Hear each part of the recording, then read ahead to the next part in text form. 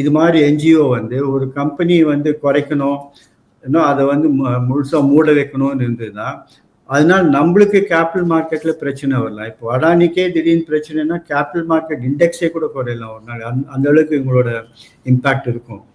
அதே மாதிரி பேங்க்ஸையும் நம்ம கவர்மெண்ட் காப்பாற்றியே ஆகணும். ஏன்னா பேங்க்ஸ் காப்பாற்றாம விட்டுட்டோம்னா எக்கானமிக்கே அது இன்னும் ப்ராப்ளம் ஆகலாம். ஓகே, ஸோ இது மாதிரி விஷயத்துலலாம் கவர்மெண்ட் இன்டர்ஃபியர் பண்ணியே ஆகணும். இதில் இன்டர்ஃபியர் பண்ணிட்டா அதுக்கு ஒரு அறிகுறி கூட கிடையாது. ஏன்னா இது வந்து ஒன்றும் பெரிய அவுட் ஆஃப் த வே எதுவுமே பண்ணல எல்ஐசி. இப்போ வந்து உங்களோட டெசிஷனுக்குள்ளே இல்லை, நீங்கள் வரம்பு மீறி ஏதோ பண்ணுறீங்கன்னா தான் கவர்மெண்ட் இன்ஃப்ளூயன்ஸ் தேவை. இவங்கெல்லாம் எப்போவுமே ஒன்று சொல்லுவேன், நான் வந்து பேங்க்ல இருந்திருக்கேன், இல்லை பேங்க் போர்டில் இருந்திருக்கேன்னு சொல்லுவேன்.